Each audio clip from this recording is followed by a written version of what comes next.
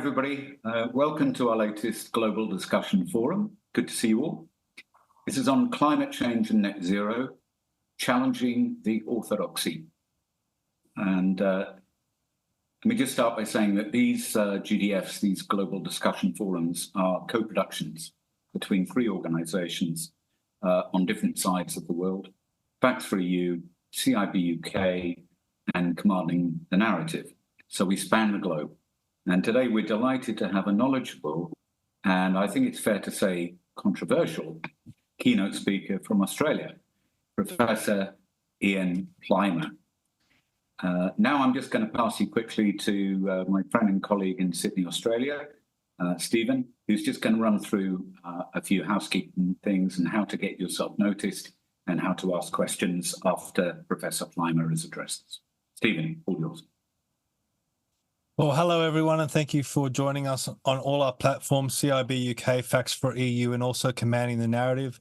We are doing something a little bit different tonight. We are live streaming on the cibuk YouTube. So if you are watching us live on that channel, you can contribute to the chat. Just put a chat in there and hopefully we can read out one of your questions or comments as we go along. Now, if you want to actually be on the call, there's a whole bunch of guests here. They're all waiting to ask a question on this Zoom meeting. You need to be a subscriber to either the cibuk, Facts for EU, or Commanding the Narrative newsletters. Now, visit one of those sites, whichever. You should be on each one of them. You should be on all three if you want, but it's completely up to you which one you choose. Facts for EU and cibuk. Lee's the chairman of both those organisations. They're very UK and European centric. Commanding the Narrative is in Australia, but we do a lot of crossover work. So I say sign up to all three, but you need to be on at least one of those lists to get the Zoom link, and you can be part of this live each time we do it. We've got some great guests coming up in the future, and we have a great guest also tonight as well. So yeah, please sign up. Lee, I'm really excited about this one. I know Professor Ian Plimer, I've interviewed him before. He's a wealth of talent, wealth of knowledge, and a leading expert here in Australia that is pushing back against this climate narrative that we have to deal with all around the world. So Lee, please take it away. Yeah, thanks, Stephen. I think this is going to be fascinating, everyone. Having spoken to Ian and dealt with him a few times, I don't think he's going to let anyone down. I don't think you're going to be bored. Let me just tell you about him for those who don't know.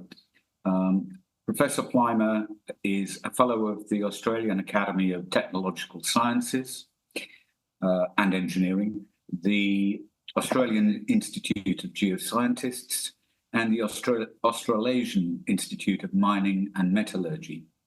He's also an honorary fellow of the Geological Society of London, a member of the Geological Society of Australia, of the Royal Society of South Australia, and of the Royal Society of New South Wales.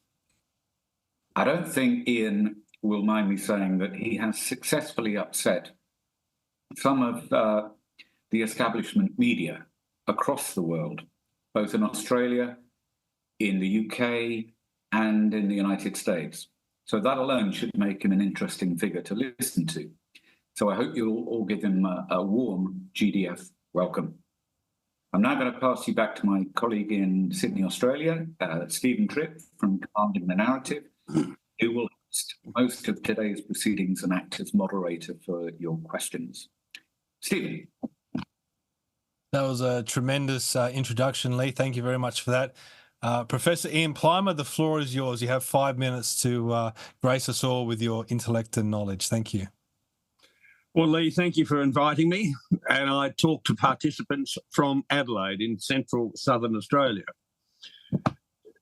I get called controversial, which rankles me a little bit because I speak the truth.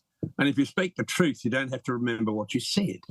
And I look at the past in our planet and try to work out what has happened in the past.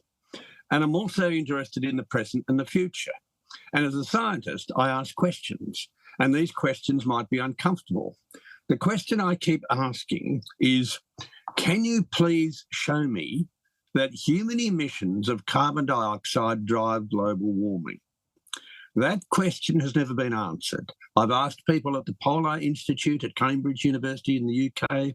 I've asked leading climate scientists, just give me half a dozen landmark papers that demonstrate that human emissions drive global warming. It's never been done. I get obfuscation, I get abuse, I get criticised, but I've never had an answer to a simple question. So if you can't show that human emissions drive global warming, you have a problem. And you've got an even more serious problem because 97% of all emissions are natural and they don't drive global warming. We don't see any evidence of that. So I look at the past. And Stephen, if you could put on the first slide, in the past, we see that climate always changes and the climate is cyclical and climate changes can be accidental. This is a very well-known diagram showing the last 20% of geological time. 80% of the planet's history is well before that, and that's in the Precambrian. And we have some very good information from the Precambrian. We've had great ice ages in the Precambrian. This is where we had kilometres of ice at the equator and at sea level at times when we had 20% carbon dioxide in the atmosphere. We're told that carbon dioxide in the atmosphere drives global warming. So how can you have an ice age when you've got 20% carbon dioxide in the atmosphere? That has never been explained. So all I'm interested in is just to look at the last 20% of time and the black line there, which is a measure of carbon dioxide, atmospheric carbon dioxide, which we measure from proxies. And during this time period, this is when we've had the appearance of multicellular life. And this complex life withdrew carbon dioxide to put into shells, to put into limestone reefs, to put into carbon dioxide-rich minerals such as limestone and dolomite. Those end up as sediments, to put into coals, to put into oil. And what we can see is over the last 500 or so million years, we've actually been sequestering carbon dioxide from the atmosphere. And we've gone from about 0.7%, 0.6% carbon dioxide in the atmosphere to the current level of 0.04%. So we actually have a crisis. It's a crisis in carbon dioxide. If we halved the carbon dioxide content, we would have no plant life on Earth. Then if we look at the blue line, we can see that that is a measure of temperature, and it shows us the 4 ice ages that we've had in the last 20% of time. A short, sharp one in the Ordovician, a very large one, which we have experienced in Australia, and this is a Permo-Carboniferous glaciation, and then one around the Cretaceous and the current ice age. And you can see that for the last 50 million years, temperature has been declining. And what we can also see is there's absolutely no relationship between temperature and carbon dioxide. So we see that from the past, we see it from solution chemistry, we see it from looking at ice cores. The next slide, thanks, Stephen. And what we see with climate is that we have cycles, and these cycles are related to major planetary processes. We pull apart and stitch back together the continents. This changes the carbon dioxide balance in the atmosphere, it changes ocean circulation, it changes atmospheric circulation. And that is a climate driver. Another climate driver is galactic forces. And every 143 million years or so, we have the wrong galactic address. We get bombarded by cosmic rays, we have cloud formation, and we cool down. And then we have a well-known orbital driver of climate every 100,000, 40,000 and 20,000 years. And what has very recently been found, which is not on that table, is a cycle at 2.4 million years, and this is a Martian cycle. I've only seen one publication on this. So I'm not prepared to put it on the table until I see this validated. And then we have solar cycles, and these have been driving climate for a very long period of time and continue to drive climate. And then we have some minor cycles, such as a lunar tidal node, which pushes warm water up into the Arctic. And every time that happens, we open up the Northwest Passage. So the bottom line to this is that climate is cyclical, except when it isn't. And when it isn't is when you might get a massive volcanic event, when you have an asteroid impact. So we have to try to work out, is anything extraordinary happening in our current climate cycles? Next one, please. And when we look at the last 5,000 years or so, we had a period of warming called the Holocene optimum. We are currently in an interglacial, that is between great cooling periods. We've had a warm period and we've been cooling down, and we've had warm periods during that cooling, Minoan times and Roman times and the medieval warming. So where we are in the current cycle is that we've had a massive ice age that covered the planet down to about 35 degrees south and north. We had ice sheets. Those have now melted about 14,400 years ago. We had a period of warming. We reached maximum warming about 4,000 years ago. And since then, we've been cooling. And within that cooling, we've had spikes of warming and spikes of cooling, such as the medieval warming, such as the Little Ice Age. The next slide, thanks. And so when we look at our fairly recent climates, we see that we've had warm periods, which is in the red or the pink, and cool periods in the blue. So we just get cycles of warming and cooling and warming and cooling. Not one of these cycles I've been talking about has been driven by carbon dioxide. We see no evidence in the past that carbon dioxide drives climate change. There are other major planetary processes doing this. So nothing humans have done to the planet have changed these massive planetary cycles. But we do change climate. If we have excess land clearing, if we have an urban heat island effect, we do change climate, but it's not a global change. And as a result of the scare campaign that human emissions drive global warming, we've put in wind turbines, solar industrial facilities. We start to think about net zero. We start about carbon capture and putting carbon dioxide deep down such that plants are denied food. So from looking in the past, I see that we have climate cycles. I see that not one of these cycles has been driven by atmospheric carbon dioxide. I see that we are in cycles. We can pick our position in the cycle, and the next inevitable global temperature change will be driven by a major planetary cycle. I open myself now to questions.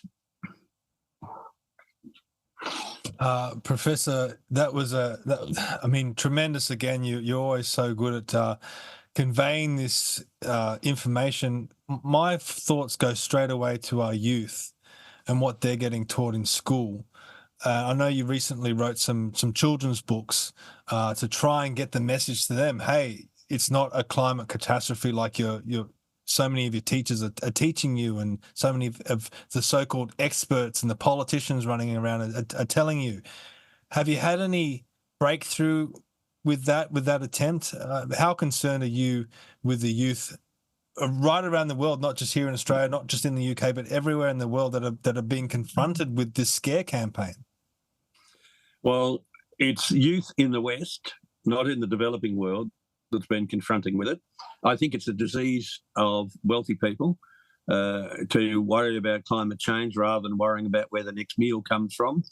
I think we are reaping the rewards of dumbing down the education system for half a century, and we now have children who cannot critically think, cannot criticise, don't know where to find valid information, and are so comfortable that they really haven't seen the way the world works. So I think it's a losing battle I'm fighting with children, but I like to put the information out there. The emotional hysteria that children suffer, I think, has been a very cynical abuse. It's been child abuse of young people, getting them frightened about climate. I think that is a serious medical problem. I think when young children use the internet or social media to get information, rather than actually having the grounding in physics and chemistry and mathematics, I think it's quite serious. I think the solution to that is quite simple, and that is that we should thoughtfully do nothing. We should have the information out there for young people to acquire, and ultimately, when economic times in the West get so hard, people will wonder why we went from having cheap, reliable electricity to having very expensive, unreliable electricity. And people will go back to the source and say, well, why did this happen? And we should be very pleased that we're living in one of these periods of time when collectively the community goes absolutely nuts. And that's what's happening now. We had it with the Dutch tulip craze. We're having it now with climate. We're having it with people who will talk about net zero. They'll talk about climate change. And if you ask a very simple question, show me, they can't. And all they do is abuse you. So I think we're at a late stage situation of seeing a significant change, but that will only happen when we've got massive financial pressures in the West. At present, we have people who are building their solar and wind facilities. This is a wonderful industry for people to make a fortune. They don't care about the strength of a nation. They don't care about sovereignty issues. They don't care about children having anxiety. It is a wonderful business. And if you really want to explore the whole of the climate change industry, then just follow the money. We've got our first question, and just to remind everyone, if you want to ask a question and you're on the Zoom, just hit the reactions button down the bottom and raise hand so I can know that you want to ask a question. But the first person that we've got is Mr. Adam Zara, my co-host on the Ex-Candidates. Adam's also running as an independent for Campbelltown Council. Welcome, Adam. Hi, Stephen. How you going, mate? Good, Adam. You have a question or a comment for Professor Plimer? I do. Professor Plimer, the Petermann Glacier in Greenland has grown almost 10 miles since 2012, despite alarmists predicting its demise. Could glaciers like this growing in size be pointing the direction of global cooling rather than warming? Well, Adam, it's been a time since we've been on air together. And all I can say is you're not getting any prettier. But glaciers are actually the clue to climate change. Now, I'm going to avoid your question and start with Antarctica and then move to Greenland. In Antarctica, we've got about 150 subglacial volcanoes and geothermal areas. We don't get told about those, and we don't get told that they melt the ice. We also don't get told that in Antarctica, the ice sits in a basin. And for the glaciers to flow, the ice has to move uphill out of those basins and then downhill. That's not driven by temperature. That's actually driven by pressure. And it's a bit like squeezing toothpaste. If you can squeeze toothpaste or ice, it's a very rheologically plastic substance. It will move uphill. If you put a pressure on ice in a short period of time, like hit it with a hammer, it will break. So the ice in Antarctica moves uphill. Then it flows down in the glaciers. So a measure of glacial ice loss is not necessarily a measure of temperature. It may well be a measure of what's happening beneath with volcanicity and what is happening beneath with pressure. Now, when we go to Greenland, we've got a very good record from the Greenland ice cores. We've got similar good records from Antarctica, from the Vostok cores, and they show a cyclical climate. They show that we get the ice sheets expanding and the ice sheets contracting. We also have the ice in Greenland in a basin. We also have the ice in Greenland sitting on rocks that emit quite a bit of heat. These are quite uranium, thorium, and potassium-rich rocks. And so we've got heat from beneath as well as atmospheric heat. So the Greenland ice does give us the major cycles that we can see. And these are the Milankovitch cycles of us getting further and closer to the sun. When we're closer to the sun, we have a warmer climate. When we're further away, it's a cooler climate. We also see in the Greenland ice very small perturbations of temperature. And these perturbations are related to the spalling off of large amounts of ice, which we've seen before many, many times. So just to look at a 12, since 2012, looking at that 12-year period of ice is not what we should be looking at. We should be looking at a much larger time period. That's when we can pick out the cycles. That's when we can see the ice sheets wax and wane. And that's when we can start to understand climate. Now, Greenland's ice is fairly recent. And that ice came when South America joined onto North America. We changed the circulation of water in between the Pacific and the Atlantic. We changed the amount of warm water moving into the Arctic, and Greenland got an ice cap. Antarctica got an ice cap about 33 million years ago when South America pulled away from Antarctica, and we had a circumpolar current, and no warm water from the tropics could end up in Antarctica, and it froze. So we are currently in an ice age. We are in one of the periods in the history of the planet where we've had an ice age. And during that ice age, we have warmer periods. That's an interglacial. We're currently living in one of those. And we have colder periods, and that's when the ice sheets expand. And just to finish off, in the last glaciation, the ice sheets in the Northern Hemisphere covered Canada, covered Chicago, New York. They were under a couple of kilometres of ice. In Europe, went down as far as the Alps, much of the highlands of Turkey. In China, we had the Great Loess Fields form. In the Southern Hemisphere, we had ice in the Andes. We had glaciers at lower altitude in the Andes in New Zealand. Australia had Tasmania covered by ice, and the highlands of Eastern Australia covered by ice. And inland Australia, we had howling anticyclonic winds giving us the sand dunes. So we've got very good records that we can integrate between Greenland, Argentina, New Zealand, the lowest deposits of China, sand dunes in Australia, and we put together that picture. And the picture always shows us that we have cycles of climate, and we do not see that just because we've had humans on Earth, we've had a change in those cycles. Thank you for that, Professor Plimer. Okay, next question's from Jeremy. Welcome, Jeremy. You have a question or a comment for Professor Plimer? Yes, thank you very much. And thank you very much to Professor Plimer for appearing on this and, for me being included. I'm sure that Professor Plimer is aware of the CO2 saturation curve produced by Professor Happer. This shows that when the CO2, when it goes down to about 300 parts per million, there is a very little difference in the temperature between that and it going up to nearly 600 parts per million. Now, this curve is actually copied by the IPCC, who produced a set of a graph of temperature rise against CO2. Now, again, going from 0.2 degrees C at about 450 parts per million down to about 0.1 at 800 parts per million. Now, the point is it possible for experts to compare the two graphs and find out, which one is actually most reliable? Because I believe the Professor Happer one is, and this proves beyond any doubt that increasing CO2 does not add appreciably to the temperature. Thank you. Jeremy, you're on the money. Those curves have been around for a very long period of time.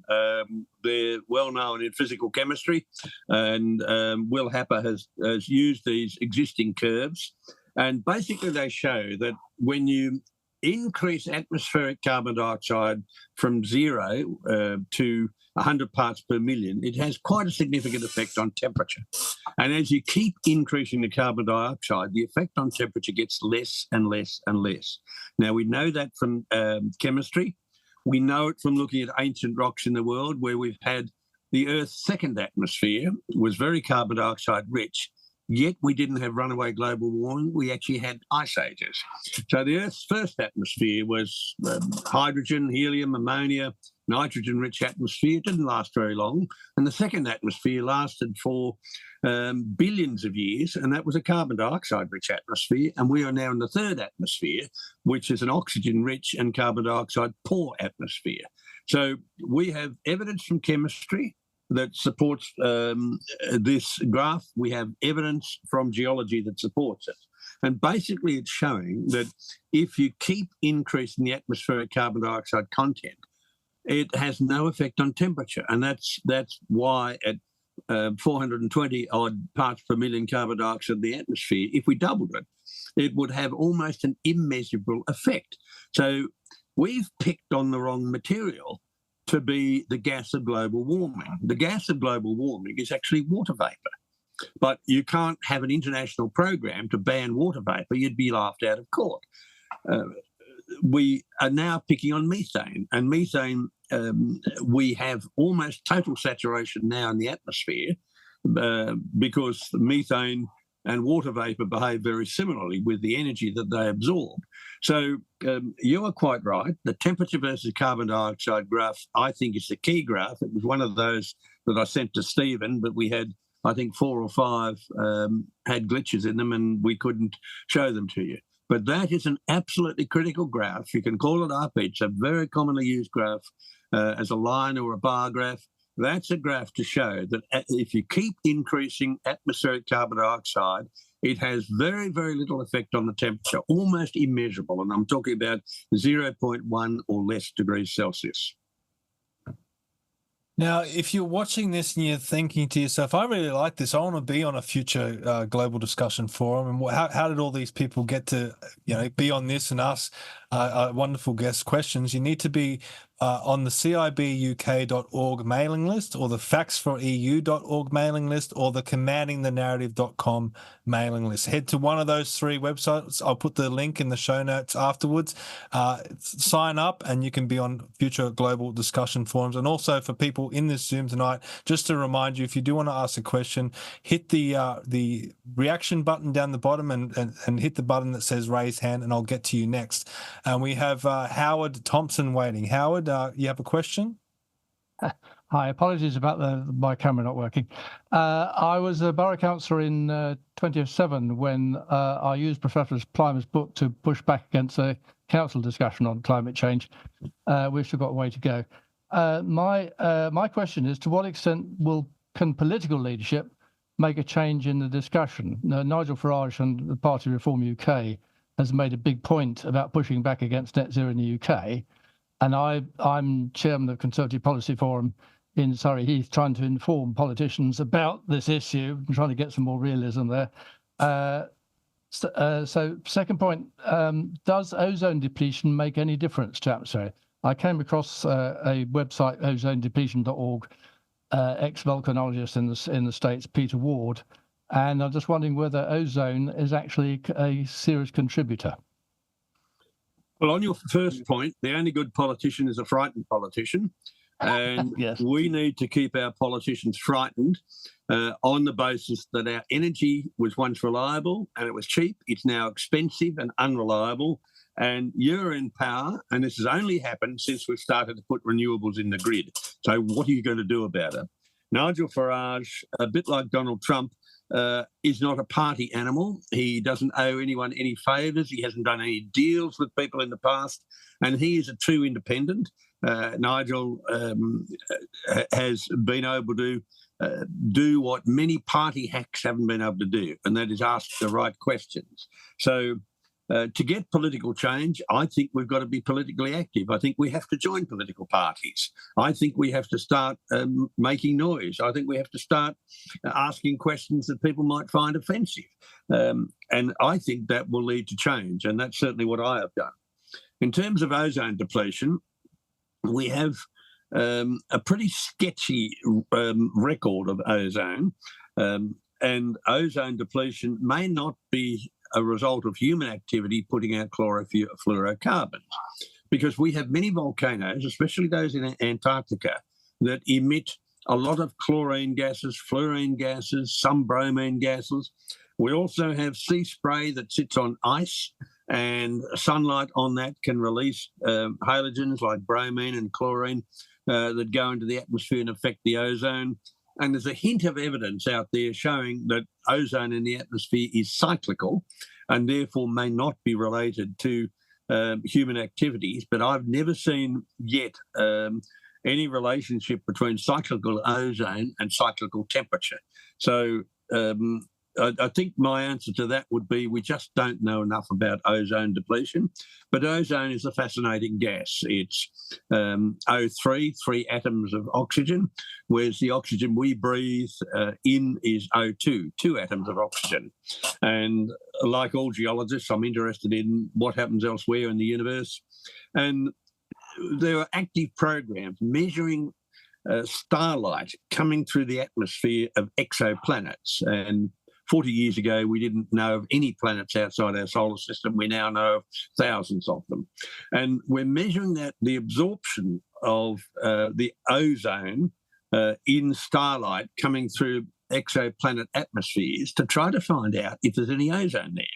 Because if we find that there's ozone in these atmospheres, then we can say that there's oxygen gas in those atmospheres, and therefore we've got life. So ozone is an absolutely fascinating gas to deal with in exoplanets. So far, we haven't found evidence of respiratory life or oxygen in exoplanets, but ozone is the key to it. So excuse me for that diversion. It's just something that interests me. Thank you again, Mr. Professor Plimer. We have our Chairman Lee. You have a question? Yeah, Ian, I've got a pretty simple question for you because I'm a pretty simple kind of guy. You've answered some very technical questions so far, but to keep everyone hooked and interested, my interest is in how we get the messages out to the public, and the public are hearing a very different story to yours. So what part of the reason for that is because almost every scientist out there profoundly disagrees with you. My question to you, therefore, is very simple. Why? Well, 2 things, Chairman Lee. To get the message out there is not easy because the media like sensational stories. They like to frighten people. They have a political agenda.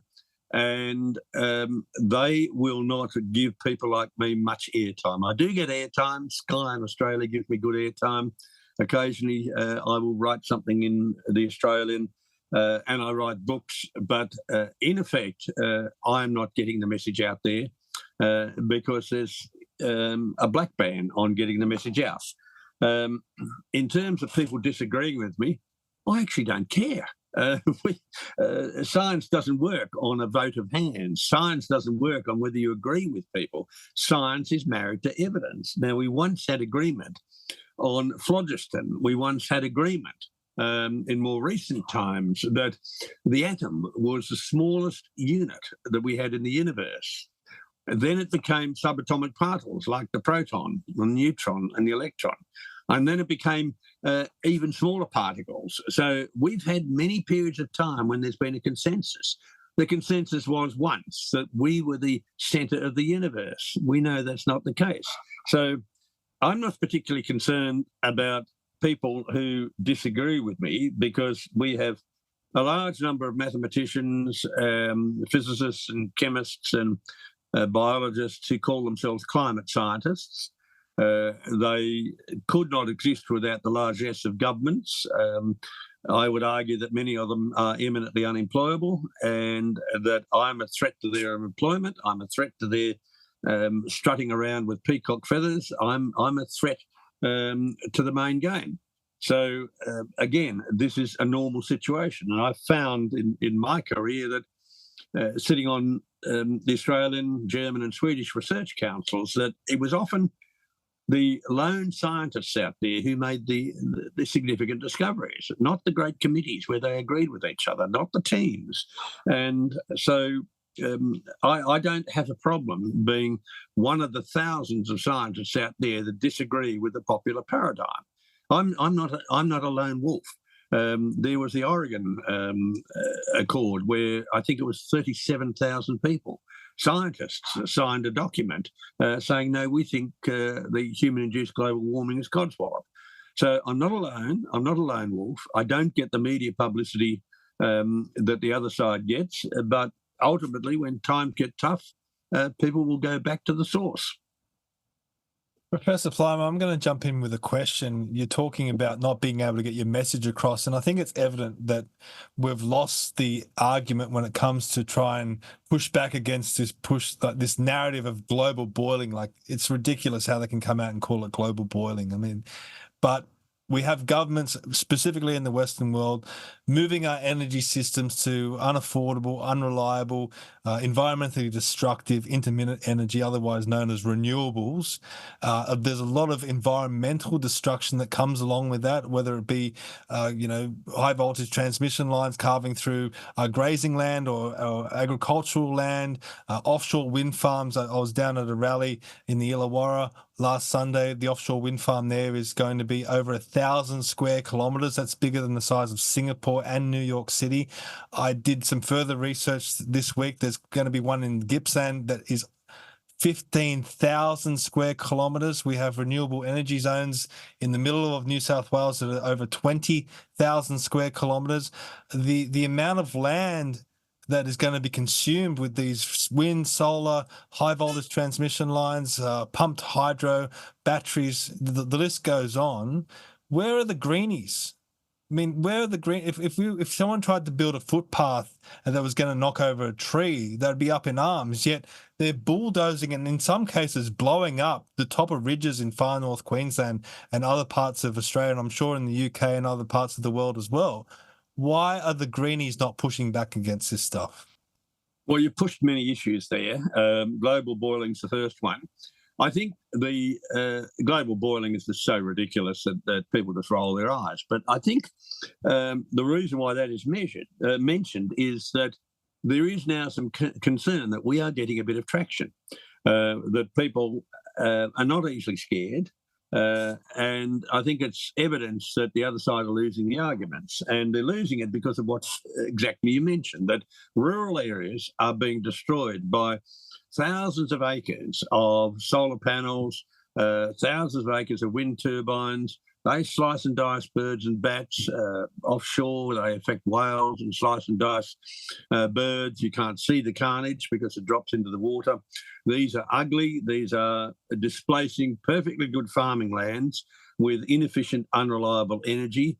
Your solar panels covering prime agricultural land are just not going to give electricity at night. It's becoming obvious. Now, the average city person is not affected by this, but occasionally they might go to rural areas and see the absolute damage that's being done. So the green movements are not concerned about the environment. They're not concerned about the climate. They're concerned about matters of power, and they want power over you. Some of them are elected, and most are unelected. And they deal with so many other issues. They're dealing with issues of Palestine, issues of diet. So they have started a movement to control your life, to control every aspect of your life. And I think the Green movement has moved away from being an environmental movement. And I think the more we show their hypocrisy and the more we talk about this in public, the better it is. Mr. Adam Zara has another question. Adam? Yep. So have politicians, climate alarmists fused anthropological climate change with anthropological environmental change? Perhaps we are getting change due to human activity, such as land clearing for growing crops and for pasture. We are getting changes in our waterways due to human activity. But I don't think it's a confusion. I think it's a general attack on anything associated with the modern world. And if there is confusion, then it's deliberate. And this confusion is to make it very difficult for the average child to work out the difference between climate change and, say, environmental activity. We have to remember that these green groups were established as tree-hugging groups, and these green groups had admirable causes. if they wanted to be logical and continue this cause, then they would be strongly supporting pumping carbon dioxide out of the atmosphere, because this is plant food. This is for the trees. So there's an element of ignorance, there's an element of hypocrisy, there's an element of deliberately making people concerned, and there's an element of deliberately making it confused. Because you have to remember that the average person has virtually no scientific knowledge. The scientific knowledge of a politician is that of scientific ignorance. They're equivalent to someone who can't read or write in their scientific knowledge. So it is very easy to confuse people, and it's very easy to confuse people if you use technical terms and if you have hysteria with religious zeal attached to it. We have our first comment in the YouTube chat. Silence is Golden says, absolutely right. If there is no fear, the narrative starts to crumble. So just remember, if you are watching us live on YouTube, on the CIB UK YouTube, you can comment and in the chat and ask a question or make a comment. But first, in the Zoom, we have Chris. Welcome, mate. You have a question for Professor Plimer? You're on mute, mate. You might just have to unmute yourself first. Professor, firstly, is it true that the IPCC has never actually said that we have a climate alarm? They've been much more measured than that, and this whole idea that we have a climate alarm is something that the press have beaten up. That's what I've heard said. I'm not sure if that's entirely true. Can I just have another question, and then I'll be done? Is it also true that it's only really the developed world that seem to believe this rubbish? Clearly, when you look at what other countries actually do, the Chinese and the Indians, for example, who between them emit more than 50% of the carbon into the atmosphere, they're hell-bent on building coal-fired electricity stations, etc., etc. They don't seem to be concerned about the future of the planet in that respect. And lastly, I'm intrigued as to how this all got going in the very first place. How come the world has gone mad, if I can put it like that? So thank you. Okay, starting with the first one, the IPCC put out reports every now and then. And these reports are divided into two. There's one very voluminous report, which is the science. And the latest one, there's 4,900 odd, or nearly 4,000 pages in that. No journalist has read that. No journalist wants to read it. No journalist has the skills to read it. And those reports, those scientific reports, are very measured. And they are certainly not claiming that there's a climate catastrophe. They're certainly documenting that there is change going on, and we argue about the origin of the change. So the non-catastrophist version is written in thousands of pages of science. Now, that science is not science done by the IPCC. They have trawled the literature and picked out scientific papers that fulfill their brief. There's a lot of science out there that the IPCC doesn't look at and doesn't record and doesn't acknowledge exists, and this is science which shows the opposite to what the IPCC is promoting. Now, in order to make life easy for journalists and politicians, they then have a summary for policymakers, and this is has very little relationship to the scientific reports. This summary for policymakers screams about catastrophe and how we're all going to fry and die. And this is written for newspapers to be very shrill. It's written for governments such that the UN's IPCC can keep getting funded. And it is absolutely unrelated to the science. In terms of the developed world, then the developed world, I think, is suffering from residual Christianity, where we have guilt, we pay penance, we buy indulgences, we have a holy book, the IPCC volumes, which very few people have read, and it's the same with any other holy book, very few people have read them. And this is the new religion. And this is a religion like other religions, which is wrapped in guilt and is wrapped in a power structure. And so we have been drinking the Kool-Aid, and we have accepted this as a new religion, and this is concurrent with the collapse of Christianity in Western Europe and many Western countries. While the developing world is very different. The developing world is very much aware that in the West we've had our industrial revolution, and that brought people out of grinding poverty into the comfortable state they have now. People don't have to worry about starving. They don't have to worry that a weather event will end up in their children dying or starving. And we cannot deny China or India to do exactly what we've done, and that is industrialise by using the cheapest, most easily available fuel that's around, and that's coal, by burning that to give out energy, which we can use to drive a steam engine to generate electricity or to drive other machinery or to make various chemicals and plastics, etc. We can't deny them that. So we are having a massive growth in carbon dioxide emissions from China and India. For the purpose of climate, they're regarded as a developing world. For the purpose of trade, they're regarded as an advanced country. So the developing world and the developed world are two different games. And the developing world, such as China, is very happy to sell silly Western countries their wind turbines and their solar panels because they get it both ways. They have the trade and the wealth they generate from exporting the solar panels and the wind turbines, and they weaken the Western country who are getting off coal, getting off nuclear, and going for unreliable renewables. And we have to remember that the only thing renewable about renewable energy are the subsidies. They just keep coming. And energy, if it were not subsidised, we'd have a very different story.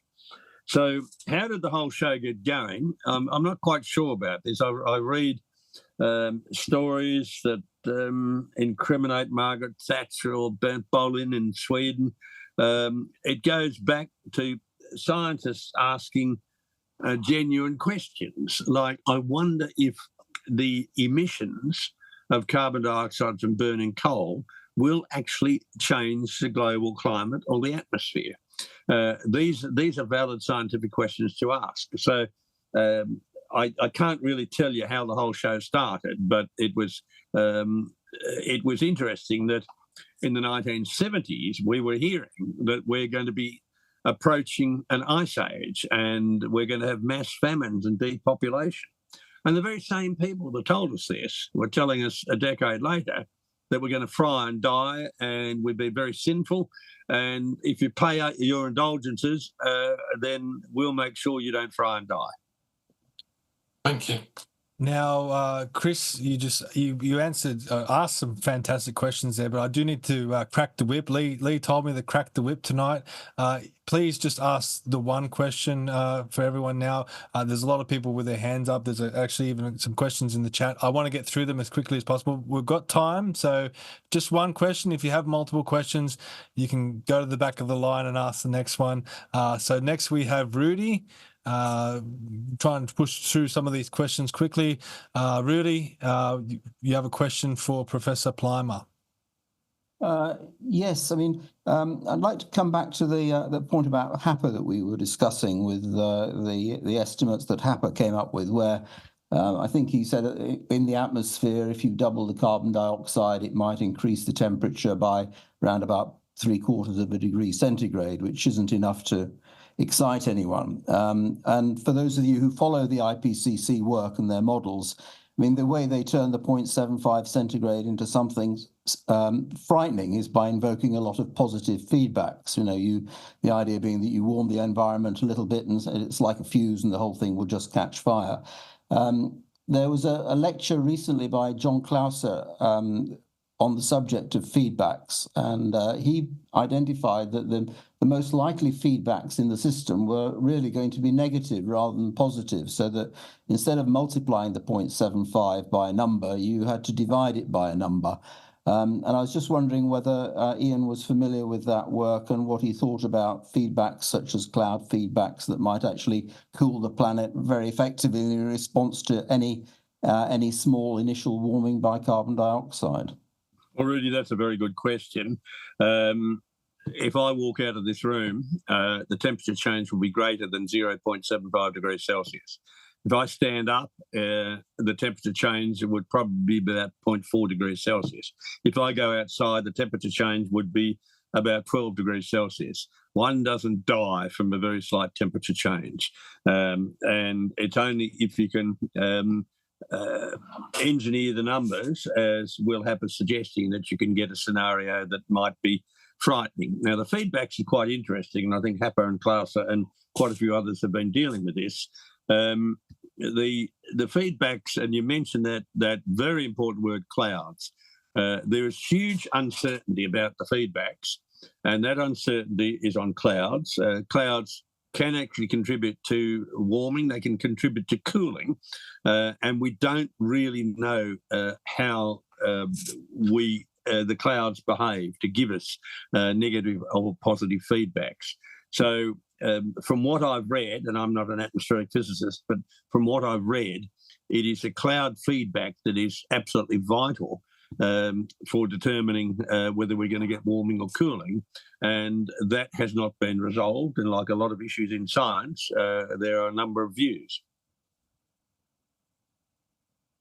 Okay, we now we have a very special guest, Catherine McBride, who was the speaker during the first Global Discussion Forum. This should be a good meeting of the minds. Catherine, welcome. You have a question for Professor Plimer?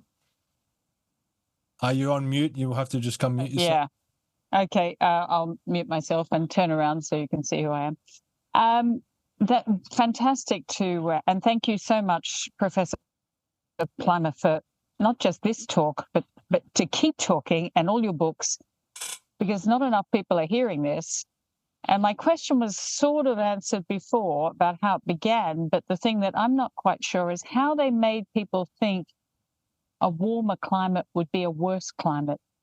Because I moved from Australia to the UK about 35 years ago, and I've always thought a little bit of global warming would really improve this place.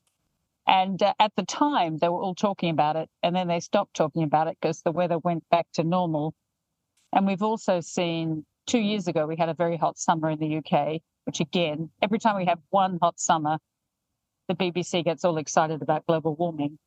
But if you look at our production of wheat, and all of our yields were much, much higher because we finally had warm weather.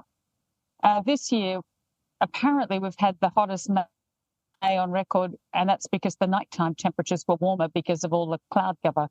So they've gone back to trying to convince people that warmer will somehow be worse when it's been the coldest, wettest summer I can remember here. But anyhow, so that's my question. You. How did they convince us that warm is bad? When you're sitting in Adelaide, and I'm sure in the winter in Adelaide, it's probably hotter than it's been in the summer in England. Well, and you look like Catherine. You're still alive. You're still alive. How did you do that in that hot weather? Alive. Well, thank you for that. We are creatures of the Rift Valley, and we are creatures of warmer weather. Where do people in the Northern Hemisphere go for their holidays? They go to a warmer climate. They don't go to the Arctic. We know from scientific studies that have been done, and one has been done on 34 million deaths, that there's about a 20-fold more fatalities or deaths from climate in cold weather than in warm weather. The cold kills you. The warm weather rarely does kill you, and it's about 20 to 1. So we've got some very, very good medical statistics on that, and I go into those in my book, Green Murder, where I look at all of these statistics, many of which come from the dreaded UN, to just show us that we are living in better times. We are living in the very best times ever to be a human on planet Earth. We have many stories in our culture about Jack Frost, about people suffering in cold weather. We don't have those stories about people in warm weather. We have very good information on agricultural yields. We have very good information on the relationship of fertilizers, carbon dioxide, and agricultural yields. We have had a massive change in this planet since the Industrial Revolution, because we can create fertilizers, we can feed people. We've had a slight increase in carbon dioxide in the atmosphere, and we get even greater yield increases when it's warm. So I don't know how people have fallen for this. We all like the warmer weather. The colder weather is not very pleasant. But the one important thing to remember is that we humans can adapt. We live on the ice sheets. We live at altitude. We live at sea level. We live in the deserts. We live in the tropics. We have adapted to live right across the planet Earth. And because of that, we shouldn't worry about a slight temperature change. We can also do what a lot of plants and animals can do, and that is we can migrate. So if it's too hot for us, we just go to a higher latitude. If it's too cold for us, we go to a lower latitude. And that's what a lot of people do in this country. They retire into low latitude areas in Queensland. This is what people in the Northern Hemisphere do. They go to Spain or Italy or Malta or somewhere for their holidays. So the whole story about how warm weather is dangerous is totally and absolutely fallacious. Got a question on the YouTube chat. Silence is golden, and you did bring up this before, but I think it's worth repeating. The Middle Ages warming period, which can you talk a little bit about that? Because obviously it creates a problem for the climate narrative. Well, we had Michael Mann try to destroy that medieval warming. And even if he was successful, then we've got the Roman warming. He didn't try to destroy that. So we've had periods in Roman times and medieval times when the average temperature has been about 5 degrees warmer than now. So how do we work that out? Well, we work it out from where people grew crops. The Romans grew grapes in northern Yorkshire. They had olive trees up as far as Bonn in the Rhine Valley. They kept good records of their salt harvests. We know that in the medieval warming, that sometimes in Europe we had 2 harvests a year. There was so much excess wealth generated that money went into the great monasteries and the cathedrals and the universities. So we have extremely good historical records, which then we can look at the proxies and say, okay, this great period of booming in historical times was when we had warmer weather. The proxies are telling us that. So if you can create another proxy like Michael Mann's tree rings to destroy that, then you're killing one of the key arguments that is used to show that human-induced global warming is nonsense. Now, we know that in warmer times, we are wealthier, we live longer, we have less political trouble, we have fewer wars, we have more children that survive till adulthood.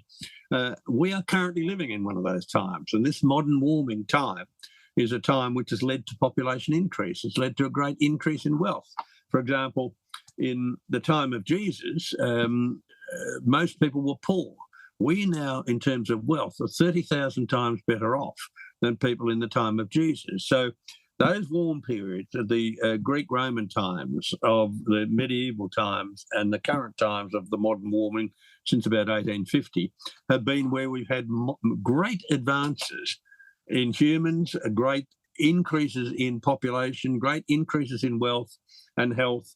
And so the killer for any argument about human-induced global warming is to look at history. You can look at 1,000 years of history, 2,000 years, or as I look at thousands of years. I like integrating the history, the archaeology, and the geology. And if you look at the past, you see that we've had periods of change where temperature rises and falls have been far more rapid than anything measured today. And so you have to ask, well, what part of the modern warming is natural and what part may well be due to humans? And that question's never been answered. To get a little bit political, today it was a overcast day here in Sydney. The wind wasn't blowing, and lo and behold, I had a blackout here in the Northern Beaches. It only lasted for about 2 hours, but it's an inconvenience. Then my dad came over and he told me, yes, he's had 2 blackouts in the inner west of Sydney. I've heard it also happening elsewhere as well. It seems like these brownouts are starting now. It's been predicted for a long time by sensible people that understand the electrical grid. They said, well, it's inevitable inevitable that these brownouts will happen. How do you feel? I know this is a very Australian-orientated question, but the coalition opposition under Pete Dutton has come out promoting nuclear energy. They're going to take nuclear energy to the next election, and the Australian public will get the chance to vote on it. I know the UK probably been using nuclear energy for a long time, and Australia is the only country in the G20 that doesn't have nuclear energy. Were you excited by that policy? How do you feel about a potential shift to nuclear energy here in Australia? Well, you've broken your own rules. You've asked a couple of questions. The first part is load shedding. The electrical providers don't have enough energy for everyone, so they load shed. And this load shedding is done generally in colder times or very hot times, times when there's a lot of cloud, times when there's no sunshine. In terms of nuclear, Australia exports 6,000 tonnes of uranium and yellowcake each year. We have the third biggest resources of uranium in the world, and we don't create any fuel rods. We don't beneficiate this. We sell off the yellowcake. These are uranium oxides and hydroxides. We sell off those to other countries. We have had 2 nuclear reactors in Australia. The first one went in 1959, just south of Sydney. And that has been replaced by another reactor, a soft neutron reactor, the nswpol reactor, and that is used to create medical isotopes. That's used for a lot of scientific research, to look at structural steel, etc., etc., etc.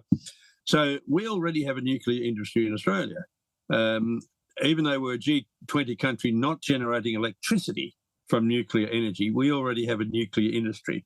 And if we are going to, as both sides of Parliament want us to have nuclear submarines, then we're going to have a nuclear industry to support this, and we are going to have spent fuel, and we have to put that somewhere. So we are conflicted, we are schizophrenic when it comes to nuclear energy, and I think the reason why Australia doesn't have nuclear power in the grid is that we are so well off. We've got such good coal deposits.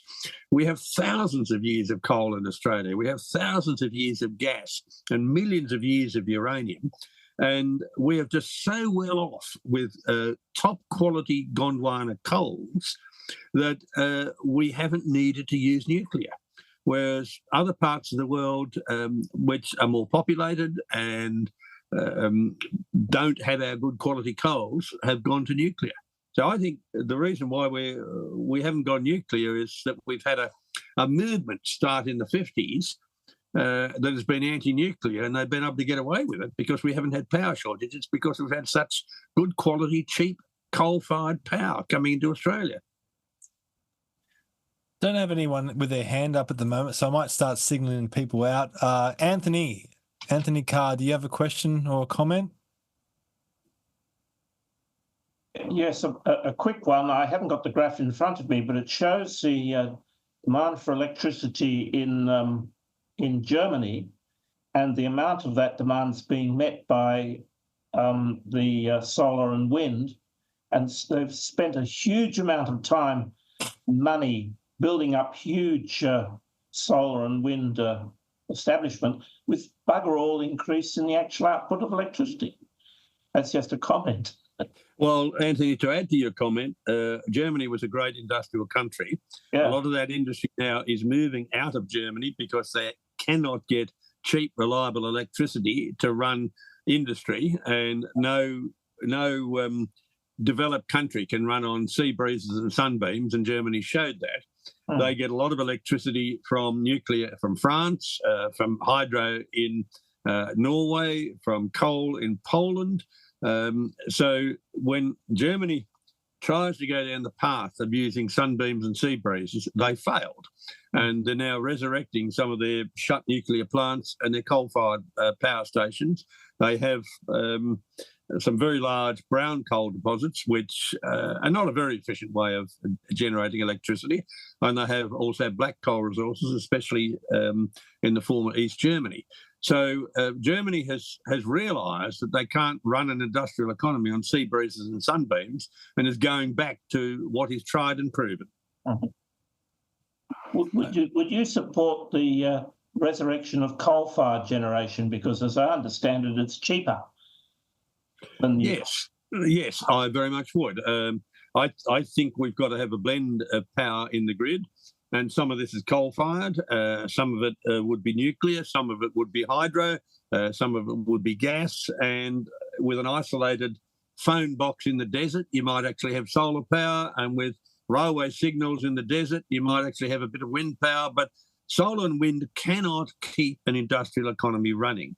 Now, I know there are many listeners from the UK and elsewhere, but Australia doesn't get a high rainfall. We don't have a topography where we can have a large hydroelectricity scheme such as we have in South America or other parts of the world where we've got high rainfall and a very steep topography. So hydro is not a good choice in Australia. Our coal is very good quality coal. We have in the past created very cheap electricity, such as in the Gippsland Basin of Victoria. We were creating electricity at 3 to 5 cents a kilowatt hour. It's about 8 times that now because we rely on renewables. So my argument would be we might get to the end of life of a coal-fired power station, and let's replace it on that site, maybe with a nuclear reactor, maybe with a high energy and efficient coal-fired power station. But I can't see the point of demonising coal-fired power stations. You have to be able to demonstrate that if you want to close down the emissions of a coal-fired power station, you have to show that those emissions drive climate change. That's never been shown. You have to show that those emissions are dangerous for humans. They're not.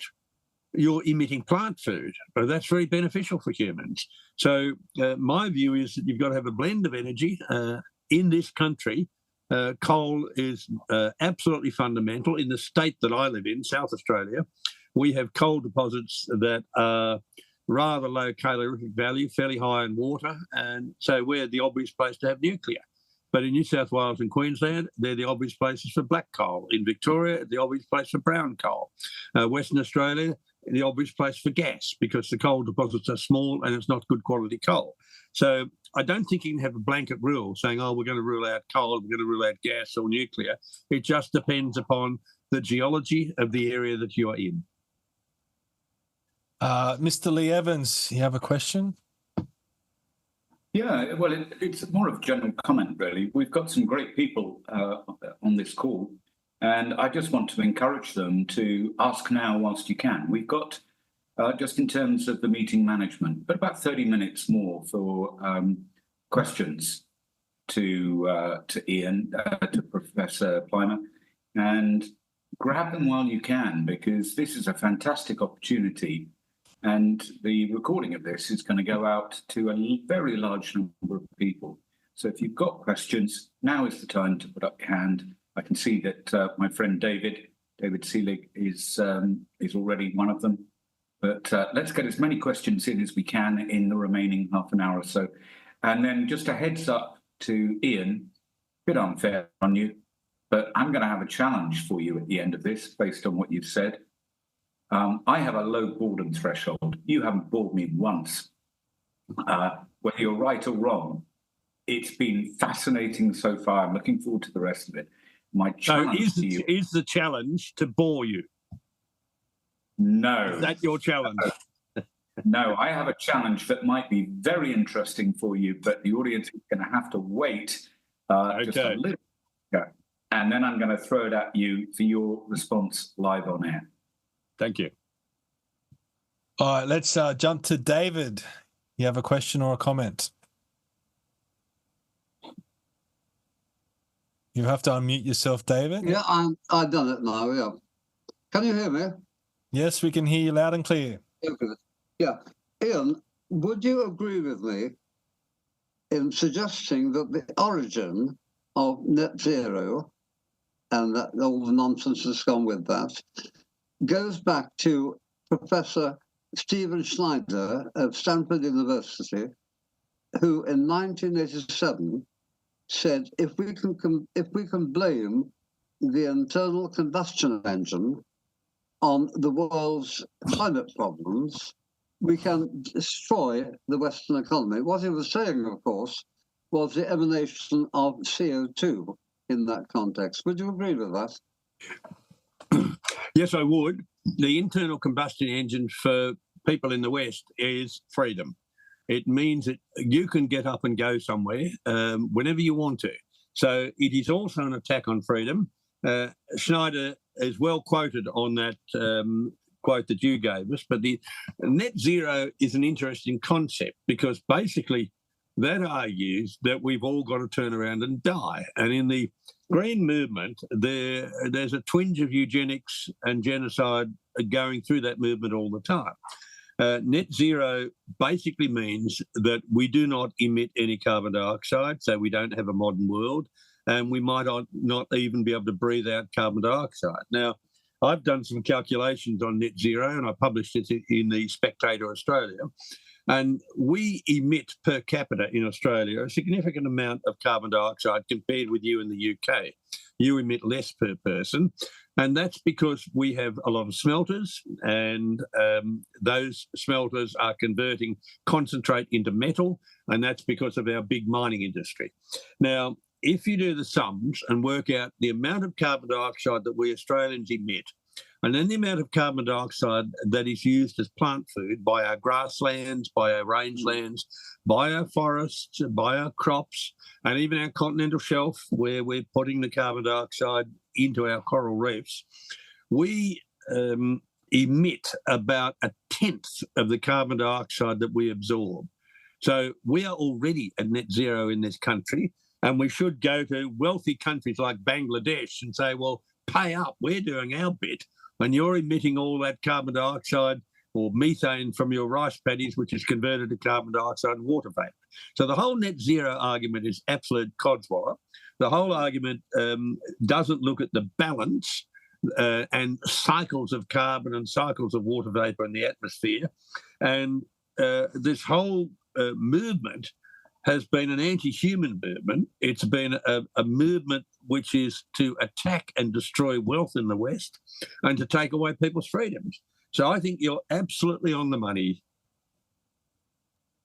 Thank you for your question, David. Next one up is Don Briggs. Welcome, Don. You have a question? First, I'd like to say what a stimulating conference this has been. Absolutely tremendous to listen to. Thank you, Lee, and thank you, Professor Plimer. My question to Professor Plimer is, does he believe that the eccentric orbit of the Earth has anything to do around the sun, has anything to do with any influence on climate change? It lasts about 15,000 years, I think. Yeah, thank you for the question. I don't like to use the word believe. That's a word of religion and politics. In science, I like to use words like evidence. Now, there is evidence that we've got orbital eccentricity. This has been measured. It was measured more than 100 years ago. And there are 3 orbital eccentricities. One when we go from a circular to a slightly elliptical orbit. That's about every 100,000 years. We then have a change in the Earth's axis of rotation, and that eccentricity is about every 40,000 years. And we've got another one when we wobble like a top, and that's about every 20,000 years. Now, we can measure those. We can also see these cycles in the past when we're looking at the temperature that we can measure from ice sheets and the atmospheric temperature that we can measure in the past from air that's trapped in ice. So, yes, we have an eccentric orbit, and if you really want to get down to the basics of climate, then the driver of climate on planet Earth is the sun. Sometimes we're closer to the sun, sometimes we're further away with our eccentric orbit, and adding to that are secondary drivers such as our tectonics, such as galactic influences, etc. But our distance from the sun and the amount of energy that the sun pumps out, which changes, drives climate. And I want to be able to see evidence, if I'm going to accept the global warming hypothesis, I want to see evidence that we are living in extraordinary times. I'm a patient person. I'm waiting for that evidence. Thanks for that. Thanks for that, Don. Good question, mate. Now, next question's up is Adam Zara again. Now, the first time that we interviewed Professor Plimer on our ex-candidates podcast, Adam and I barely got a word in because Adam was asking 1,000 questions at once. He's more subdued tonight. But Adam, you got another question? Yeah, well, I have to wait in turn this time. Normally I just jump in over the top. So that's why. But Professor Plimer, I like coal. You know I like coal. I know that in the 70s and 80s, it generated the cheapest energy that we had,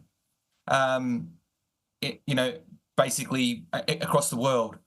But, I've been in the political game for 4 years now, and this argument I'm really tired of this argument about energy and where we're going to get it from. I feel like fake renewables is just a waste of money. Why not just go nuclear? We've got thousands and thousands of years of nuclear. If we go to the 4th or 5th generation nuclear reactors, we've got billions of years of nuclear power generation. Why not just pull the pin in the argument and go, that's it, let's go nuclear, rain, hail or shine, it's going to work, great base load. It might be a little bit more expensive, say, than a coal-fired power station, but why not just bite the bullet and cut the costs and not worry about it in the future? End the debate. Done. Well, Adam, you haven't been subdued. This is your third question. Hydrocarbons, and that's coal and oil and gas, they produce about 6,000 chemicals that we use in society. For example, we're living in a society where we depend upon steel, and for steel, we need coal. We're in a society where, where we need fertilizers. I might sneeze after every point. And for that, we need gas, hydrocarbon gases. We need cement to make concrete. So we're living in a society where steel is fundamental, and we have to use coal for that. Gas is fundamental. Plastics, all sorts of chemicals that come out of that are fundamentals. Fertilizers are fundamentals. We are living in a society where we cannot banish coal and other fossil fuels. We have to use them for other areas of industry. So, for example, from coal, not all coal goes into burning to create steel, to create steam, to drive a turbine, to create electricity. Coal chemicals have been used for a long period of time. So we can't banish coal. We have to use coal for many, many purposes. I also think there's a very good reason for having a blend of nuclear and coal. We had a period of time in Australia in a drought, and we didn't have much water for the cooling towers in coal-fired power stations. That was a very good argument to have gas and or nuclear, and we didn't have the water for hydro. So I think the safest and most secure energy form is a blend of energy. The only argument, therefore, we have is a proportion of nuclear to coal, to gas, to hydro, to wind, to solar. Great question, Adam, and also a fantastic answer from Professor Plimer. Got another question from Silence is Golden on the YouTube chat. Silence says, I am led to believe the current readings of CO2 in the atmosphere is around 400 parts per million. If this falls below 200 parts per million, plant life begins to die. Is the current level of 400 parts per million dangerously low? That's a good question. My answer is yes. And Patrick Moore, who was one of the founders of Greenpeace, has also argued that we should be burning as much coal and gas as possible to put carbon dioxide into the atmosphere to feed the plants. Now, we have had an evolution of plants as we've had a decrease in carbon dioxide in the atmosphere, and we had the change from C3 to C4 plants. C4 plants, things like corn, maize, etc. We've already seen an adaptation of plants because we've been decreasing carbon dioxide from 0.7% 520 million years ago to 0.04%, and that's your 400 parts per million. So I think we're quite critically low. One of the slides that I sent you, Stephen, was actually looking at the last 50 million years of carbon dioxide in the atmosphere, and one of the ones that didn't appear. And we've been decreasing in carbon dioxide for a long period of time in the atmosphere. We've had a slight increase over the last 150 years or so, but it's nothing to worry about. But we've had a long-term decrease, and we are now threatening plant life. And it's quite right. If we went to half of 400 parts per million, plants would struggle. Now, we've seen that before. We've seen it during very intense ice ages where we get to 200 parts per million plants and we lose a lot of vegetation. So my argument is that we have a crisis in carbon dioxide. Not that we're emitting it, we just don't have enough of it in the atmosphere. I wish the kids in school knew all about this sort of stuff, but they're not even taught photosynthesis anymore, apparently. But... Well, I don't think the teachers know it. And the first thing they learn in school science is about how evil carbon dioxide is. They don't learn the most common reaction of plants that they should learn, and that is photosynthesis. And that is carbon dioxide plus water plus sunlight, and you get complex molecules and sugars in plants. And you do not get plant growth without carbon dioxide, water and sunlight. All right, let's go to some rapid fire. Anthony Carr, you got another question, mate? Sorry, very quickly, I put up a graph in the comments, which was the thing I was referring to when I asked my question to Ian. Or if you go to the comments, and you'll see a graph there, and click on it and it'll come up on the screen. It'll show you a large increase in the installed capacity of wind and solar in Germany, but bugger all increase in the actual output of electricity from this huge increase in installed capacity. Shows you it's a total waste of time and money. Basically. Well, Anthony, if you double the number of windmills, you don't double the amount of electricity when the wind doesn't blow. Exactly. Yes, I thought that's a very good graph. That was, I dug it up while you know. Well, thank you for that. Yeah, it's a good graph. Okay. I'll bring that one up in a second. Before I do, we'll just go to Howard. Howard, you have another question? Hi. Yes, you're absolutely right that we need a mixture of power sources. One thing that concerns us in the UK is the extent to which we have immigration, both legal and illegal, and a lot of that is economic migrants. And if you look at the whole of Africa from space, you know, there's virtually no electric light pretty much anywhere other than capital Egypt, etc. So rather than being dependent on oil, we need to find sources of energy that can actually make places more prosperous. And we're never going to be able to generate enough of that from oil sources. So I'm in favour of nuclear that can be supplied across the planet, and particularly thorium. Well, we've already got nuclear reactors in Africa, and I've been to the one in Cape Town. That's a very interesting question because in Africa there are quite considerable coal deposits, and there is no way that you are able to finance a coal-fired power station in some African countries. So we are, by green policies, knowingly keeping destitute Africans in poverty. And it's no wonder they become economic immigrants because we are driving this. I have some concerns about undeveloped countries having nuclear power, but we know from history that the more energy there is, then the wealthier a country becomes. And the wealthier a country becomes, the fewer children they have. So part of this immigration is driven by poverty. It's also driven by economics, and it's also driven by people abandoning countries which are absolutely and totally corrupt. Thank you, Howard, for your question. Good question, mate. Chris, you've got another question. Thank you. Yes, Professor. These climate nutters are obviously gunning for our fossil fuels, but they also seem to be gunning for our agricultural sector as well. cows, for example, emit a whole lot of carbon dioxide. How much does livestock, etc., carbon dioxide do they emit into the atmosphere? I don't know if we know that or not. Secondly, how successful has that campaign against agriculture been so far? Again, I refer to an article that I wrote in the Spectator Australia on this matter.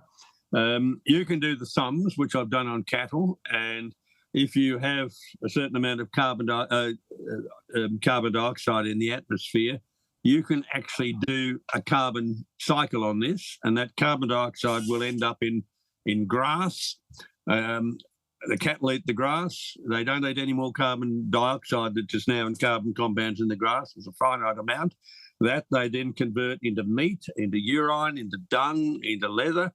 And we extract some of that atmospheric carbon dioxide by sequestering it into the dung and the urine and into leather. So if you are growing cattle for meat or for leather, then it's a net zero process. You're already pulling carbon dioxide out of the atmosphere. Now, the attack then has been on methane, which cattle burp out methane, and this is basically the carbon that's come from grass. Some of it ends up as carbon dioxide, some of it ends up as tissue in the cattle, but some of it is burped out as methane. That methane very quickly oxidizes to carbon dioxide and to water vapor. The atmosphere does contain some methane, but the absorption lines of energy for methane overlap with those of water, and methane is already saturated in the atmosphere. So this attack is not an attack based on climate, it's an attack where the green movement is a repository for failed dietitians who want us to be vegetarians and vegans. And it's an attack on the meat industry. And so they are saying, oh, well, you can eat insects or termites, but they don't tell us about the amount of methane that the termites and insects emit, which is absolutely astronomical. So everything that's precious to us in the West, be it our history, be it our education system, be it Christianity, be it our farming practices, be it our industry practices, everything is being attacked. And so we can have two choices. We can mock them, or we can and fight them very hard, or we can lie down and just destroy everything that's taken thousands of years to build up. So I think we're not dealing with nutters. We're dealing with people who are quite evil and whose medium-term aim is to destroy Western civilization and to destroy the democratic process, such that we can have unelected zealots having power over you. And their power is an attack on your freedom. I totally agree. Thank you, Professor. Okay, we've got another question from Catherine McBride. Catherine, another question for Professor Plimer. Yes, so I was wondering if you've been following whether the world is getting greener, which I've seen written down several times, and that also if it's true that plants need less water if they have more carbon dioxide. Yes, I was going to send you this slide, Stephen. I'm just checking whether I did or didn't, but I was waiting for that question. Catherine, you're quite right. We have had a greening of the planet, and we're able to measure that from satellite imagery. I don't think I sent you that one, Stephen. We're able to measure that from satellite imagery, and that greening of the planet may well be due to a slight increase in the atmospheric carbon dioxide. It's not due to warming, because we've had warming and cooling, and it may well be due to, in areas that are used for agriculture, due to better fertilisers and better farming practice. But in many unpopulated areas, we have seen a greening of the planet over the last 30 years of satellite measurements. And so you can argue on the basis of this that humans emitting carbon dioxide is wonderful for the environment. It's the exact opposite of what we're being told. Okay, Don, you got another question, mate? Thank you. It's more a comment, really. Earlier on, you were talking about how to get the message across to schools. I was recently invited to talk to some primary children just about my background and how I developed from a very low level of background. I'm intending to draw the attention of that school where they teach critical thinking to this video. And I was wondering how easy it would be to find it. I don't use YouTube very often at all. Is it just Professor Plimer on climate change? Yes, just look up Plimer, climate YouTube, and you'll see a lot of stuff. There's a huge amount of stuff with me. Now, to talk to schools, I think it's a very important duty. I do it a lot. Stephen and I will be later this month at a place where it's going to be it'll be about a 2,500 kilometre drive for me to get there. It's not a school, but it's a group of farm-based people. I talk as much as I can. I talk everywhere because it's a much better way than writing books. Children don't read books. But I find it very hard to get into schools. Teachers have great difficulty with me giving facts. Now, last night I was at a pub having a couple of drinks and a meal before I went to a football game. A woman came up to me, had recognised me from television and said, "Could you please give a talk at my school?" Of course I said yes. So I think that's an extremely important thing to do, to talk to schools. Kids are the video generation. YouTube is a very good mechanism to do this. As a scientist, when I talk, I try not to use jargon. I try not to use anything where you're going to have people change channel or turn off, or kids are going to start to look for a diversion. So it's one of the things I do. I go around talking a lot, and there's a huge amount of stuff with me on YouTube. Good, thank you. Thank you very much. Cheers, thank you. And yes, thank you, Don. I just want to remind everyone who might be watching this later on YouTube or some of the other platforms, if you want to be part of this and you want to be on this call in future, we have some great guests lined up in the next months and weeks coming up. You need to be a subscriber to the newsletter on cibuk.org, factsforeu.org, or commandingthenarrative.com. Look, Lee puts out some great information on his two platforms every single day, almost 5 days a week on Facts for EU. He gets on media in the UK because the articles that he's producing are so great. And on Commanding the Narrative, I mean, I've got plenty of articles, stuff that I'm doing, podcasts that we do elsewhere as well. So it's a good way for you to stay up to date with everything we're doing, but also being able to participate into in these global discussion forums going forward. So please, if you haven't done so already, jump on there now. Those 3 websites, I will put those links in the show notes as well. If you are watching this later, just click on one of them and subscribe to the mailing list, and you can be part of this in the future. But we've got a few more questions to pump out. David? Stephen, just before you do, yeah, well done on saying that. Just on YouTube, former MEP, member of the European Parliament, David Campbell-Bannerman, has put something up. And you might want to take that one because he's been waiting for a little while. I'm not sure what he's got to say, but that's a possibility. And we've got other people. It's great, isn't it, to have so many questions to such a great, informative speaker. Back to you. Yes, I mean, this is what the Global Discussion Forum is all about. Having a great speaker, being able to ask questions from a whole range of different people. You would have to be impressed with Professor Ian Plimer. He's answered every question in depth. It's questions from all sides of the spectrum here tonight. He's been able to answer every single one of them. We have another one from David. David, your question? Yeah, thanks. Ian, I'm not going to try and catch you out on this one, so relax. Going back to the subject of energy supply, I had a letter published in the Times newspaper in London last Monday on the subject of small modular reactors. I was singing their praises and trying to extol their importance in the overall energy supply. Would you agree that they do form a very important and integral part of the way that we are supplied with energy, avoiding other countries supplying us and the vagaries of wind and so on and so forth?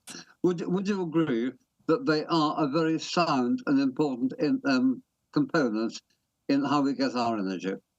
Yes, I would. And we've been using small nuclear reactors in submarines and military vessels since the 1950s. This is a well-established technology, and like well-established technologies, they keep improving. We have a great need for small modular nuclear reactors in Australia because we have many industries, mining industry, where you might have a mine operating for 40 years and then you pack up and go.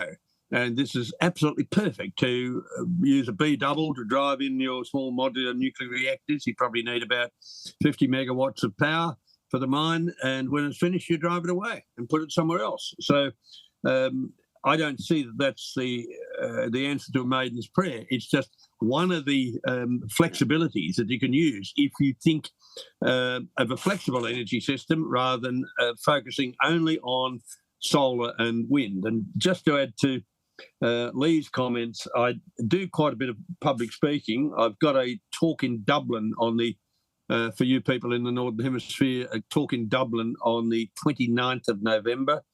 The next day, I will be at the Ireland Wallabies rugby game. I'm a bit reticent about that. I think we might get thrashed. And then on the Monday the 2nd, Tuesday the 3rd, and Wednesday the 4th, I'll be in Edinburgh. There will be a talk organised then. I don't know when, but you'll be able to find it sometime. So I do actually go out of my way to talk a lot around the world. Lee alluded to the question from David Campbell Bannerman. I've got it here. How do we win the political battle on climate change? What will turn political support away from extreme net zero targets? Is it cost and practicality? Thanks for your courageous and rational leadership on this issue. I think a lot of people, especially young people, don't understand costs, and that's because they're not earning the money and paying for it. So I think that with the inevitable collapse of our energy system, that will be a wake-up call.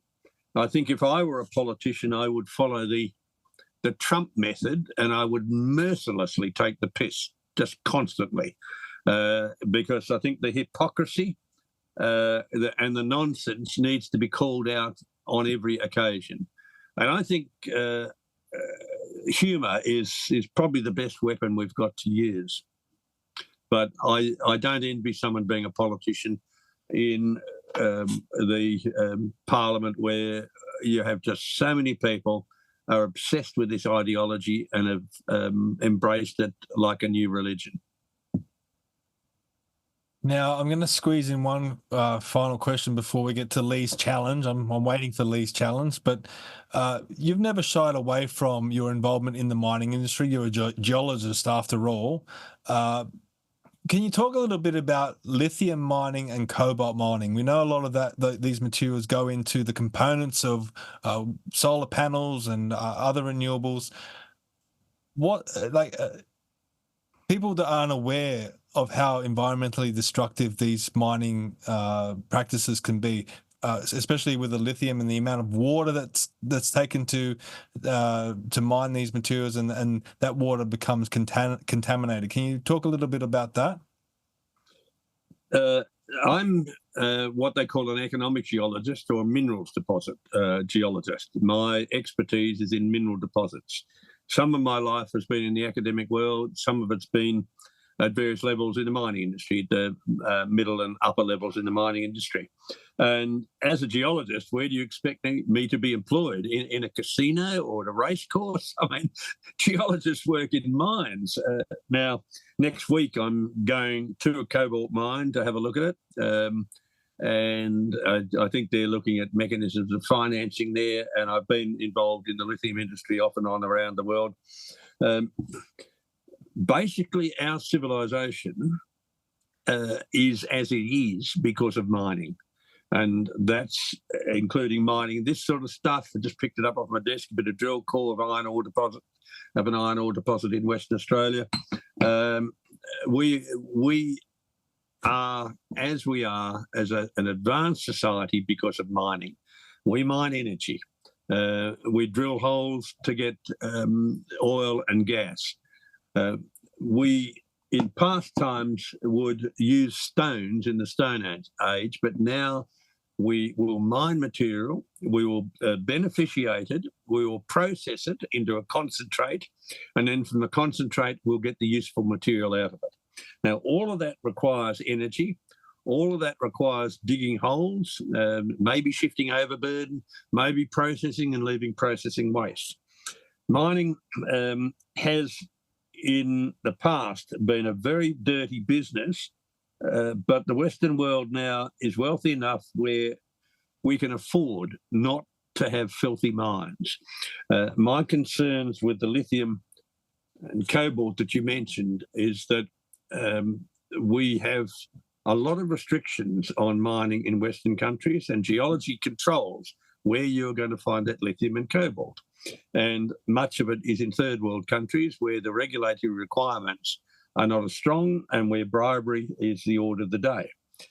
If you want to prance around driving your electric car, telegraphing that you are morally superior to those driving an internal combustion engine, then you have to think again, because an electric car uses a lot of cobalt and a lot of nickel.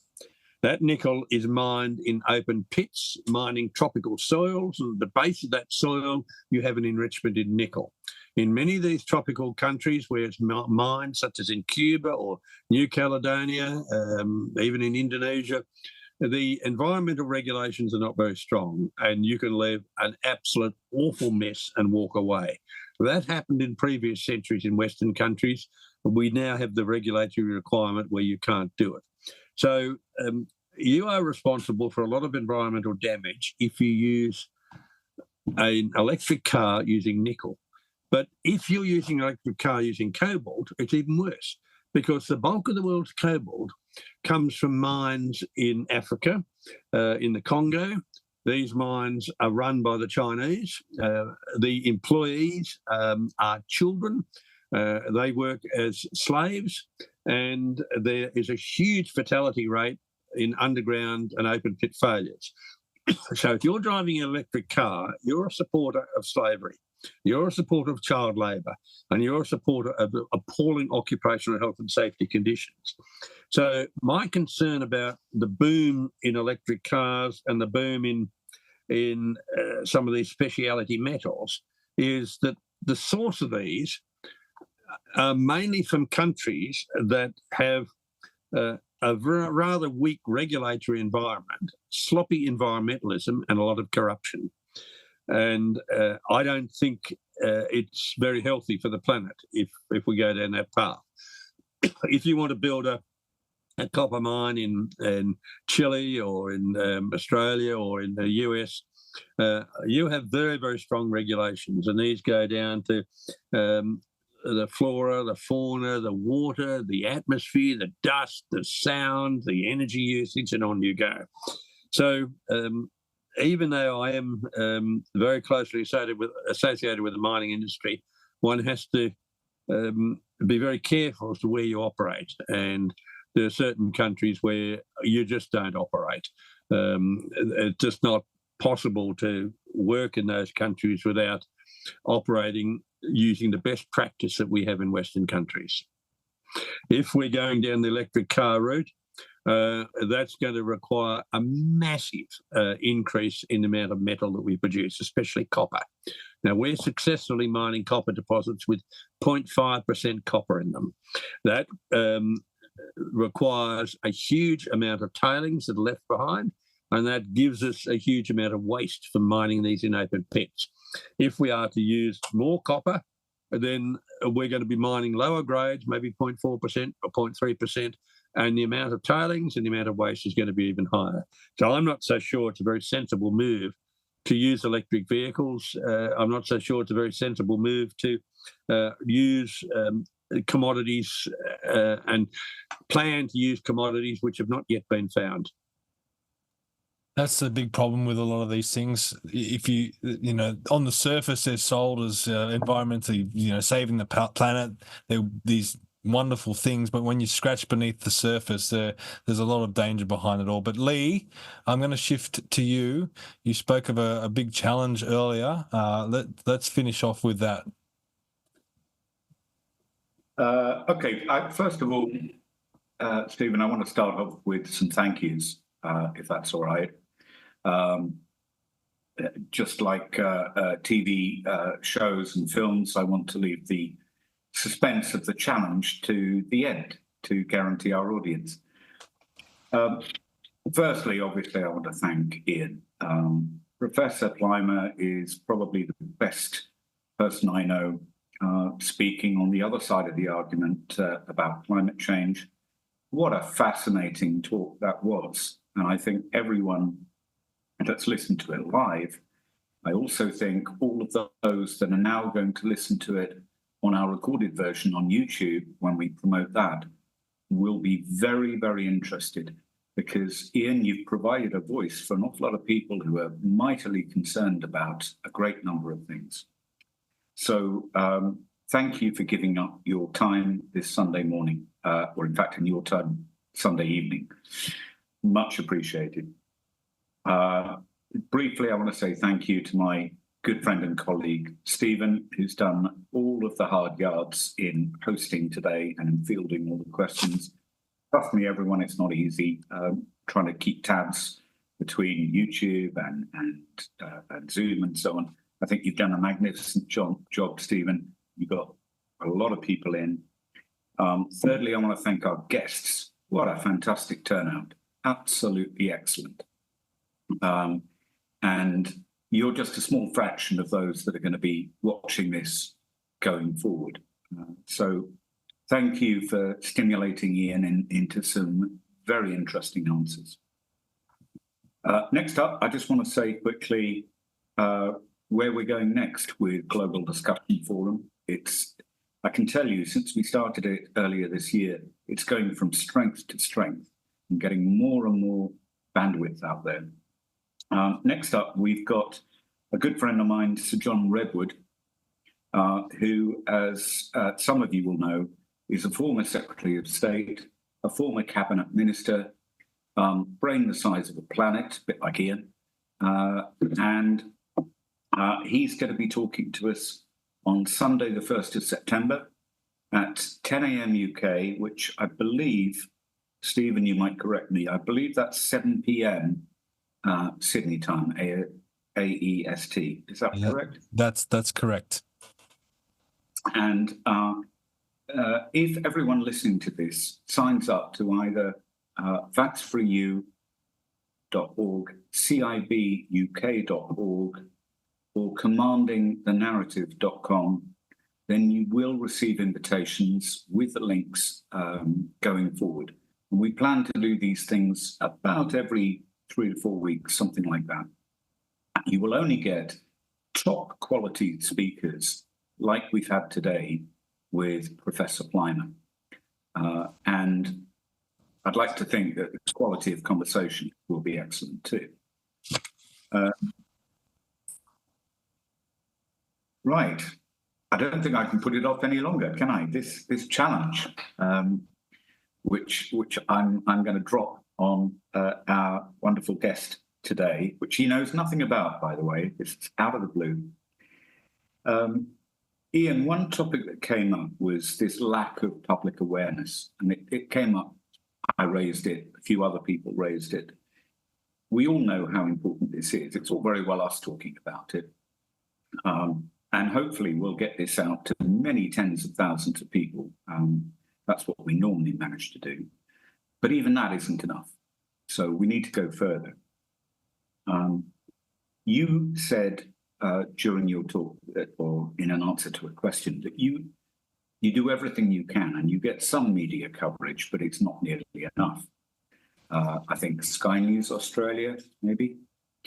And you get articles in the Specky in Australia, the Spectator. I want to go one stage further, because I think you're good enough to do something bigger than that. And I think we can help you to do it. I'm not certain. I haven't run this past the broadcasters yet. but I need to know your answer to a question live on air. And that is this: if I can persuade a TV channel or more than one to cooperate to run a TV debate between you and the best that the other side can put up, would you stand up and do it? Well, of course, I absolutely love debating. I find in this country that people on the other side don't want to debate me. They think of every possible excuse to avoid a debate. I would regard myself as a polymath, and I'll take on anyone. Great. At any time and anywhere. I mean, I would be quite happy to do it from a studio in the UK. I go to the UK enough to be able to organise something like that. So willingly, The answer is yes, in neon lights.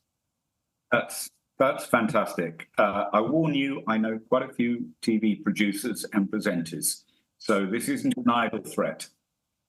Thank you. And if we can get you into a studio in the UK and also possibly do a combined deal with a TV channel in Australia and maybe one in the States, then we can start to shift the dial of public thinking. And I stay very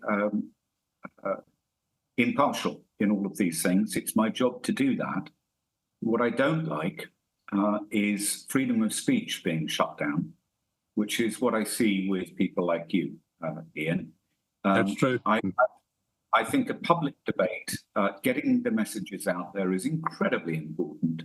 I can tell you that the organisations I chair, Facts for EU and CIB UK, are non-partisan, but we believe 100% in things like independence, sovereignty, democracy, and particularly freedoms. And certainly my team at Facts for EU believes in freedom of speech. And if we don't make any kind of effort to get your messages out there, then we're not doing our job properly. So if I can appeal to everyone, please support us in doing this if you can. Please recommend us. We desperately need more money to counteract the $5 billion that George Soros has given to the other side of the argument. We get by on basically pocket money. It's like delivering newspapers, the money that we get. So please promote if you enjoyed this. I can tell you, I thoroughly did. And I could tell from Stephen's reaction that he did. So unless anyone else, well, I'll pass back to Stephen in a minute. Just make a note in your diary for Sunday, the 1st of September, 10 a.m. UK, 7 p.m. Sydney time. That again is going to be another fascinating one, different topics, but it's going to be great. So hope to see you all then. Stephen, do you have anything you want to add before I close? No, I know we've been repeating ourselves over and over again, but we just want to make it very clear. If you want to be part of this, and I think by the accounts of everyone that was here tonight and they got to ask their questions, I'm sure they found it valuable. I'm sure it was a great thrill to be able to ask questions directly to Professor Plimer. And look, as Lee said, next time we're going to have Sir John Redwood, who was in the British Parliament, I think over 30 years or almost 30 years or so. So the wealth of knowledge that man has is going to be incredible as well. So if you do want to be part of it, we've said it before, I'll say it again, sign up to the newsletters at cibuk.org, factsforeu.org, or commandingthenarrative.com. One of those three. I encourage you to sign up to all of them, but you only need to be on one of them, and you'll receive the invitation in a newsletter or an email link. So that's the way to be involved if you are watching this after the live stream. And I'll pitch back to you, Lee, to sign us off, mate, and end the stream. Yeah, I'm sorry, we're 1 minute late to sign off, but I'm kidding. Most of these things drag on. We try to run them to time. We try to run a tight ship. We try to make them interesting and fast moving. Stephen, I think you've done a magnificent job doing that. Everyone, great to see you all. And I look forward to talking to some of you who know me going forward. But it's been a great event, and look out for this on YouTube. We'll be publishing it. So it's good night from me, and it's good night from him.